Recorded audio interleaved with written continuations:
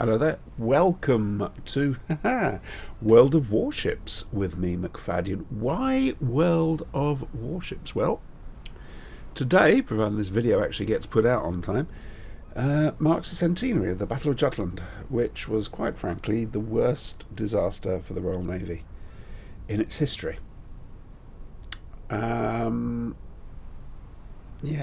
basically back in 1916 during the First World War. Now I'm going to have to refer to Wikipedia for this, but I also saw a couple of documentaries about it quite recently which challenged some of the perceived views of it, which I will go into. Anyway, as it is, World of Warships, and I'm also in the HMS Warspite, which took part in the Jutland and survived. So, yeah. Basically, this was the Royal Navy Grand Fleet against the Imperial German Navy's High Seas Fleet. This was in the time of huge battleships and dreadnoughts, basically. And there hadn't been a battle like it before. There hasn't been a battle like it since. Yeah.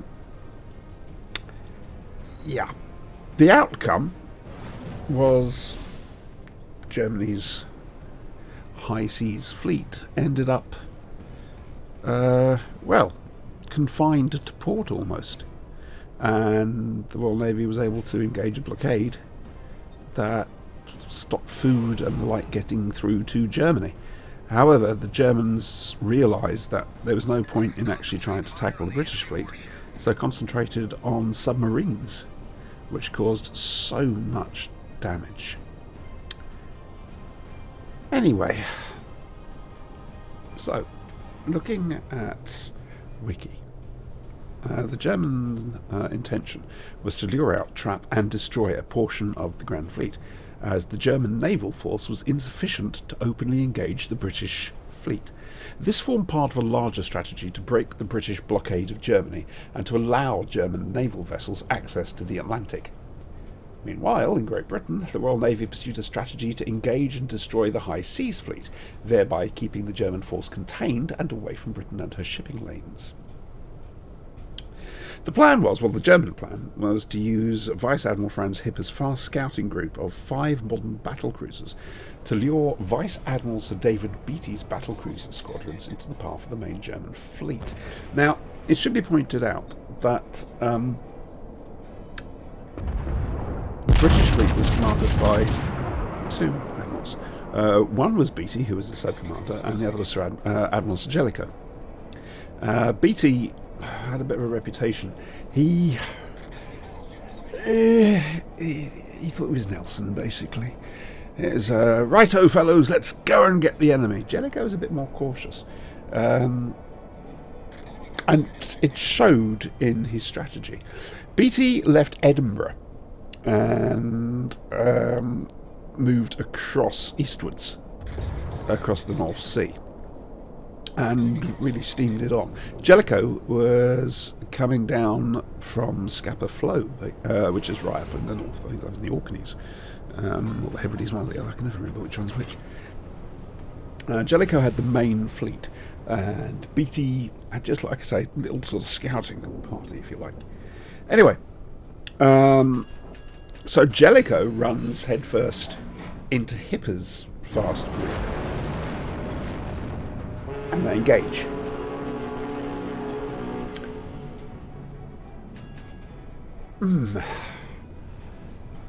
Jellicoe started to lose ships. Sorry, not Jellicoe. Beattie started to lose ships.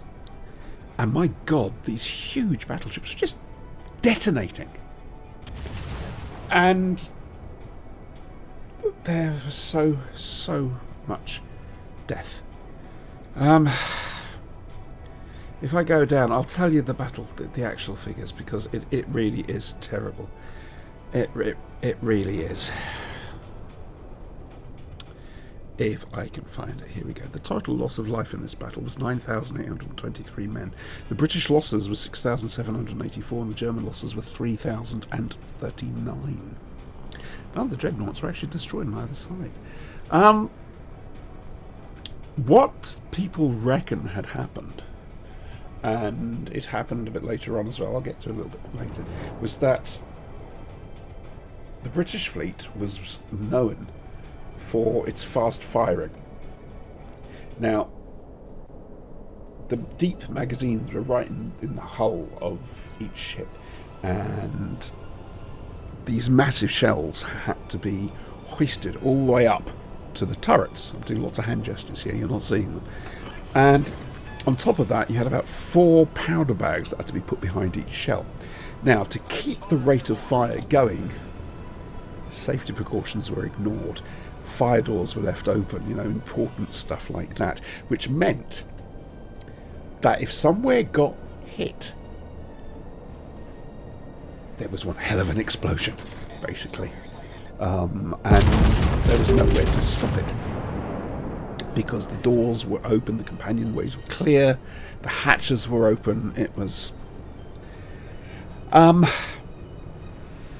yeah, they didn't learn from that. On top of that, BT was a bit of an arse. He didn't send proper, or indeed I don't think he sent any positional stuff to Jellicoe to let him know what the hell was going on. Eventually BT turned around and went, this isn't exactly working to me, because he sort of tried to chase Hipper, and Hipper had taken him straight back to the German big fleet. Anyway, as it is, BT basically had lost 2 battle cruisers from 6 and 4 battleships. He'd lost 2 battle cruisers from 4 to 6 battle cruisers and 4 battleships against the 5 ships commanded by Hipper. The battleships commanded by Rear Admiral Sir Hugh Evan Thomas were the last to turn and formed a rear guard as BT withdrew, now drawing the German fleet in pursuit towards the main British positions. Eventually, they met. 14 British and 11 German ships were sunk, with a terrible loss of life. After sunset throughout the night, Jellicoe manoeuvred to cut the Germans off from their base, hoping to continue the battle the next morning, but under the cover of darkness, Scheer broke through the British light forces, forming the rear guard of the Grand Fleet, and returned to port. Now, there's a controversy about this in who was to blame, because Britain considered it to be a terrible defeat. Jellicoe was criticised for being cautious and allowing Scheer to escape, because... how do I put this? Well, I'll go back to Wiki about this. I'll read what it says here. At the time, Jellicoe was criticised for his caution and allowing Scheer to escape. Beatty, in particular, was convinced that Jellicoe had missed a tremendous opportunity to annihilate the High Seas Fleet and win what would amount to another Trafalgar. Jellicoe was prompted away from active command to become First Sea Lord, whilst Beatty replaced him as commander of the Grand Fleet, and Beatty managed to sort of put the word round that he was the great hero of all this, and Jellicoe was a pain in the arse. It turns out that's not exactly true, because the Royal Navy needed the scapegoat, and Jellicoe was it. Beatty provided charts showing the course of action where ships were sunk and what happened, the actual story of the battle. He provided his own rather than allowing the proper Royal Naval one to be used. And the descendants of Jellicoe have found the proper naval one, and it shows just how bad Beatty was. Jellicoe was the scapegoat, quite frankly. Anyway, the controversy raged within the Navy and in public for about a decade after the war. Criticism focused on Jellicoe's decision at 1915 hours. Scheer had ordered his cruisers and destroyers forward in a torpedo attack to cover the turning away of his battleships. Fair enough. Jellicoe chose to turn to the southeast and so keep out of range of the torpedoes, saving his fleet, basically. If he had turned to the west, could his ships have dodged the torpedoes and destroyed the German fleet? Jellicoe supporters, including a historian called Cyril Falls, pointed to the folly of risking this battle when he already have command of the sea, which Jellicoe did.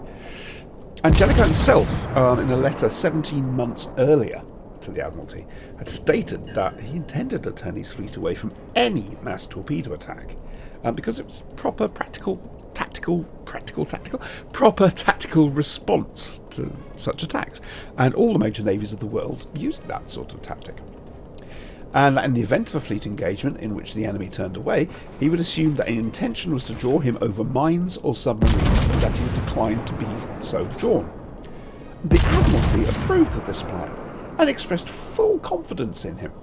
This is in October 1914. The stakes were high, the pressure was on, and Jellicoe, well, his caution's certainly understandable. Could it be his judgment may have been in sort of 90% odds in favour were not good enough to bet the British Empire? Because remember, if they'd have lost this one, they'd have been screwed. Churchill said Jellicoe's the only man on either side who could have lost the war in an afternoon. Sometime, Winnie, you were a tit. Yeah. Beatty, however, was a complete tit as well. He was brave, yes, but he mismanaged the initial encounter with Hipper's squadron, and it cost them considerable advantage in the first hours of battle. His most glaring failure was in not providing Jellicoe with periodic information on the position, course and speed of the High Seas Fleet. Beatty, aboard the battlecruiser Lion, left behind the 4 fast battleships of the 5th Battle Squadron, the most powerful warships in the world at the time, engaging with 6 ships when better control would have given him 10 against Hipper's 5. Though Beatty's larger 13.5-inch 340mm guns outranged Hipper's 11 and 12-inch guns by thousands of yards, Beatty held his fire for 10 minutes and closed the German squadron until within range of the German superior gunnery, under lighting conditions that favoured the Germans. Most of the British losses in tonnage occurred in Beatty's force. And yet Jellicoe took the blame for it. I said again, 9,823 men dead. British losses were 6,784, German losses 3,039. It was a terrible, terrible thing to happen.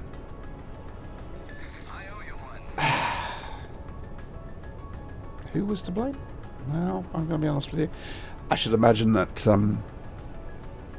Jellicoe certainly has something to do with it, but he was cautious, certainly. Beatty, on the other hand, like I say, does sound like a right tit. So there we go, the Battle of Jutland. It did do what it needed to do. It contained the German High Seas Fleet. But, yeah, the British public were hoping for another Trafalgar. And of course they didn't get it. Such is war, huh? Okay, folks. Let me know if you enjoyed a bit of World of Warships. I'll start doing some World of Warships replays if you like.